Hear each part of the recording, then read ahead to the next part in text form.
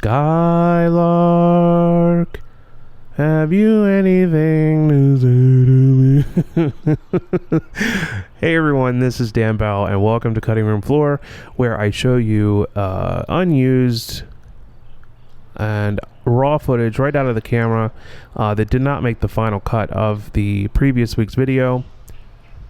If you have not seen the previous week's video, Baltimore Horror Story, please follow the link in the description of this video and watch that first before you watch this. This is kind of like a director's commentary. There's no color correction. There's no anything done to this footage. It is completely raw out of the camera. So here we go. Let me think. We shot Baltimore Horror Story in one day. It was on a Sunday. And I was completely aware of the brewery, but had found the crack house, the dogfighting crack house, just a couple of days before we shot this.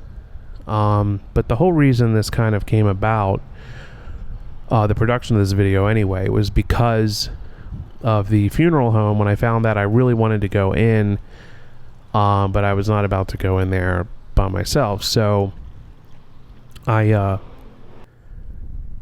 got a hold of my friend Jim, and he went with me, and we had a very interesting day, to say the least. The first place we shot that day was the brewery. Now everybody is talking about the possible ambush, and I'm not going to say possible, because it was probably going to happen had the person who was out there had their phone not gone off and freaked everybody out. I just feel very fortunate with that situation. We were both pretty panic stricken, because you're in this old building, and you don't know who's outside, and that was the only way really in and out of the complex, was to go that way to be able to get out back to where our car was parked. So a stressful situation, but it ended well, and it sure made for some fine damn video. So we filmed that. I was pretty wrecked. We were both pretty wrecked after that. And then I said, well, let's go check out the funeral home. On the way to the funeral home, we found the press conference happening. We saw a bunch of police cars. So earlier in the day, probably right around the time we were here at the brewery, a 9-year-old girl was shot by a random shooter who was trying to shoot some other people that were standing in front of the little girl where she was playing on her stoop.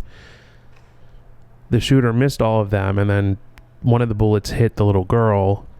Luckily, she survived, and she's doing okay. But it's a sad reality in Baltimore, and something that doesn't seem like it's going to end anytime soon. So, that old truck there is pretty cool. It's like a tractor or something. I guess they used it to pull barrels, probably. A lot of the upper floors of this place, we tried to get up in, because it's so tall, you would think there would have been upper floors. The problem was they were all collapsed. They're all wood. Water's been dripping down inside of this place for, probably 100 years. And all of those wood floors have collapsed. And if they haven't collapsed, they're certainly not safe to walk on. So we just stuck to the first floor and the concrete to be safe. So another thing that I want to bring up, a lot of people have been coming onto the videos and telling me to carry a gun, to bring a gun with me and get a concealed weapon permit, or a concealed carry permit. There are two problems with that advice. The first problem being in Baltimore, you cannot get a concealed carry permit unless you are law enforcement or security or people who handle like brinks, like money. Like if you're handling a lot of money or whatever, they give those people concealed carry permits. I am not one of those people. Therefore, I cannot carry a weapon in the city of Baltimore, a gun. So that's number one. Number two, let's say I did have a concealed carry permit. And let's say, for example, I'm going to bring my gun with me to one of these abandoned buildings. Now, you have to understand something. We didn't ask permission to go into this place. I mean, it's wide open. We didn't break in or anything. But we didn't ask permission. We just went in and filmed. So technically, well, not technically, we are trespassing. Our particular trespassing is not to destroy anything or cause any trouble. It's just to kind of go in and document a place that I have a lot of interest in. And we're not really hurting anybody, so, you know. But if we get caught, and if I got caught trespassing with a gun, permit or no permit, I'm in trouble. Okay? I have been caught before by police, and usually the first question they ask me is, are you carrying any weapons? And I've always prided myself in saying, no, I'm not, officer. Because usually when you say, no, I'm not, officer, they're like, okay, well, you're a photographer. Get out of here. We don't have time to waste with you, on you. That is something that has always helped me tremendously. Now, if I were to carry a gun and get caught by police, I'm in trouble. I can't stress that enough.